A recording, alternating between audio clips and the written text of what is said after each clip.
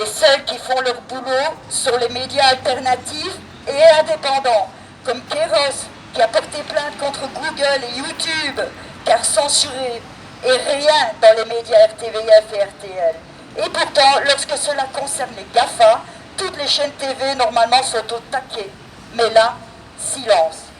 15 000 manifestants à Bruxelles le week-end dernier contre le pass sanitaire et rien dans vos médias. Cité 24, matériel saisi pour intimider les journalistes qui essayent de faire réellement leur boulot devant le Vaxibus. Pour savoir si la loi est respectée sur le consentement éclairé. Et rien dans vos médias. Le pouvoir médiatique est mort. Les parlementaires qui doivent surveiller le travail des ministres ont abandonné le peuple en votant les pouvoirs spéciaux au gouvernement. Et qui fait la loi en Belgique? C'est Cienzano et leurs soi-disant experts bourrés de conflits d'intérêts. Mais la loi pandémie qu'ils ont fabriquée est un hold-up sur nos droits et libertés, votée quand la Wallonie était inondée à cause de la mauvaise gestion d'un barrage. La ministre seule peut invoquer le confinement pour n'importe quelle épidémie et sans avoir besoin de l'OMS pour dire pandémie. Alors, une épidémie de gastro peut déclencher un confinement ou celui d'une méningite. Et pour les récalcitrants, de grosses amendes, voire un collier comme les prisonniers. Le pouvoir législatif est mort. Et normalement, la séparation des pouvoirs qui devrait nous protéger, depuis que le pouvoir politique copine avec le pouvoir financier, depuis que des délinquants les plus riches peuvent acheter leur procès pour l'éviter, depuis que ceux qui doivent dire si une loi est anticonstitutionnelle laissent passer un texte comme celui de la loi épidémique et non pandémique, et les lois, et les mêmes mauvaises, ne sont jamais retirées. Même les lois mauvaises ne sont jamais retirées.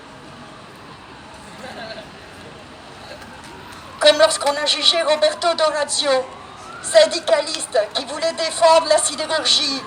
Ils ont utilisé une loi jamais utilisée en 1934.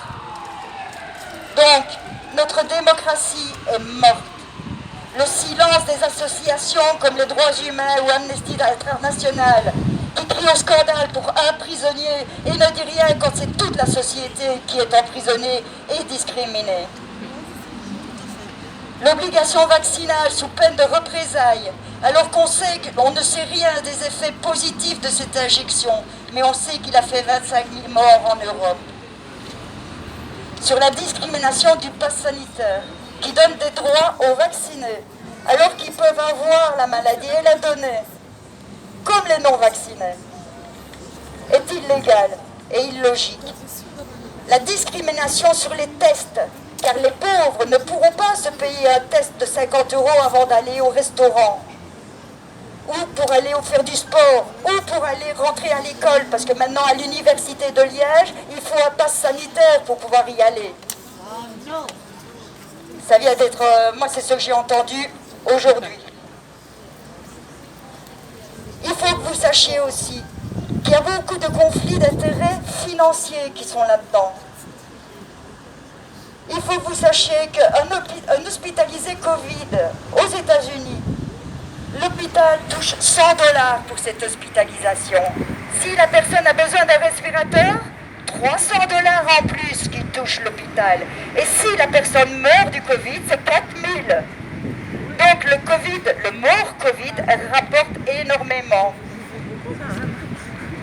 J'ai encore plein d'infos à vous donner, mais ça je ne vais pas le faire, parce que c'est un peu long. Maintenant, si vous voulez dire quelque chose, je vous donne le micro et n'hésitez pas.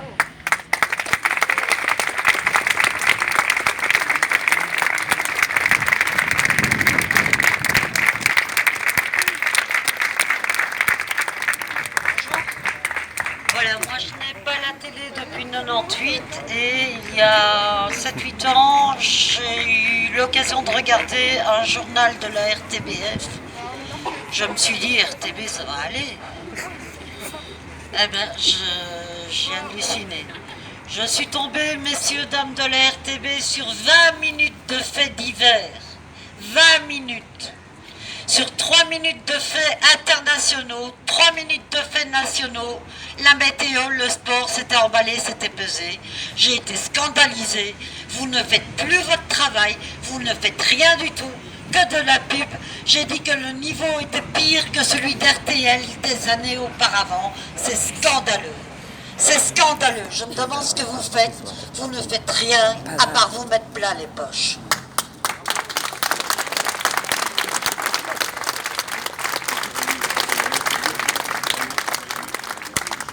Et je vous assure que j'ai la chance de ne pas être omnibulé par votre publicité, par votre pub qui rend les gens malades. J'ai regardé la pub puisque quand je suis face à un écran, je suis comme tout le monde, hypnotisé. Ah ben quoi? On nous vend des trucs sur la santé. Donc à la télé, on vient vous soigner en vous vendant des médicaments. Mais on est où?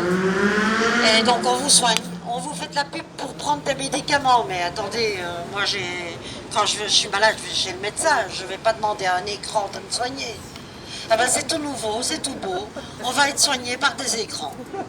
Oui. Voilà. Et alors, super la télé, super. Je sais pourquoi je l'ai pas pris. Je sais pourquoi. Et mon fils m'a bien remercié. Et alors, bon, moi je passe, je regarde la télé. Oui, c'est distrayant. Alors, il y a quelques mois, 2 mois, 3 mois, ils ont le culot de nous passer Erin Brockovich. Ils ont le culot de nous passer ça sur une lanceuse d'alerte, alors que le moindre lanceur d'alerte, ils veulent le foutre dans la tombe.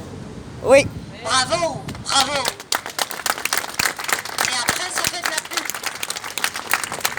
Soyez révoltés, mais surtout pas. Faites quelque chose d'humain, mais surtout pas. Faites quelque chose pour le peuple.